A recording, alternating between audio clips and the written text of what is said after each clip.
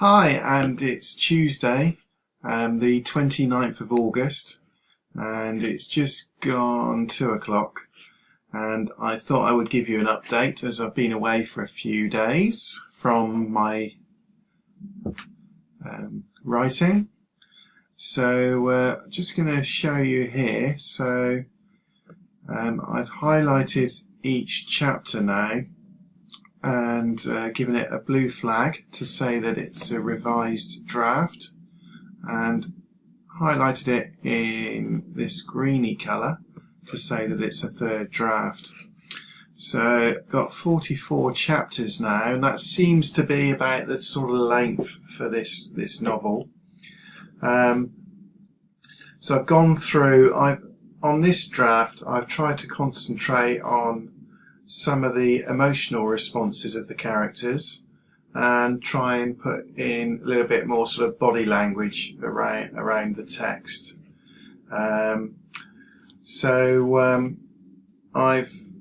pretty happy now that I've sort of got through those 44 chapters.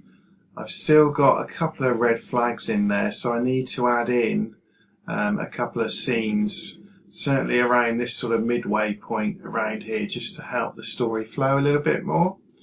There's also some more research that I need to do, so I've made a list of notes, but the list is far shorter than it was. Here I've also created my character sketches, so I've put in sort of an old picture of who I think they may look like that I've found on the internet, and I've gone through and sort of given the description physically, sort of mentally, and also there's sort of a bit about their background in there as well. So I've done that for all the main characters, but having gone through this draft, I've also noticed that there are about 3 or 4 characters who I've not got a description in for. So part of my to-do list now is to add in those extra characters into the descriptions. So I hope to have this sort of draft, if you like, finished in the next week or so. And I'm just thinking about at the moment whether to send this off to be critiqued, as I did my first novel, which at the moment I'm thinking that I probably will. I would definitely need an edit, so I will be going back to my editor after that critique and sort of any rewrites that I do after that. And I also need to contact my cover designer and get the cover designed as well. So yeah, there's a bit of sort of the research that I've got in there, different things in there that I've been looking at as well. So that's pretty much where I'm at with that. I've also just been spending a little bit of time looking at a webinar. I've just been watching a webinar from Ingram Sparks on sort of more marketing suggestions that she sort of says. Glad to know that I'm going in the right direction with my Facebook ads, and also I've got an idea for some speaking engagements which she strongly recommended.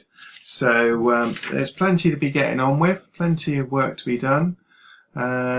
So I'll speak to you very shortly once I've got any more news. Oh, the other thing I did this weekend, just before I go, in the summer of 1940, and now that Operation Yukon, that's one of the annoying things about this, is you go into one of those things and then it starts playing Holland and Belgium. different things, so we'll get out of that and Next, the Nazi blitzkrieg overwhelmed France. be and quiet the British then. Army But were forced yeah, retreat just to from let you know that I got out over the weekend to a couple of car boot sales. The first down at West Bay, and I took my new novel down to do a book signing, and also took some second-hand books just to try and get a few more people to the stand.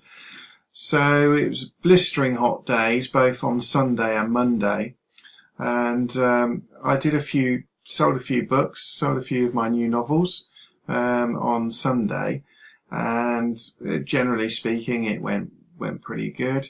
And then on Monday, I went to the Yeovil car boot at the showground, just outside of the town there, and had a cracking day. Now, most of the stall holders I spoke to said it was very quiet. There weren't as many stands as what they normally have on a Sunday, but I did sell more at Yeovil than I did at West Bay. So I definitely think if the weather's good next weekend as well, I'll trundle on down to Yeovil and try my luck again. I've got some stock.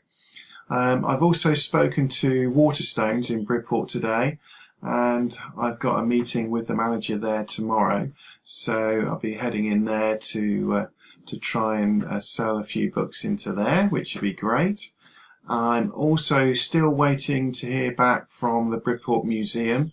They've got a copy that they've taken with a view to stocking it, so fingers crossed on that one. I've tried to call the Tank Museum in Bovington and speak to the retail manager, but he was on day off today, so I'll call back tomorrow, and certainly hoping that I can get a meeting with him to stock in Fields of Gold and Red.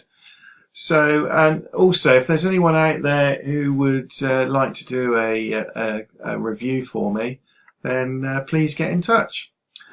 Right, so that's signing off for today. I'll speak to you soon.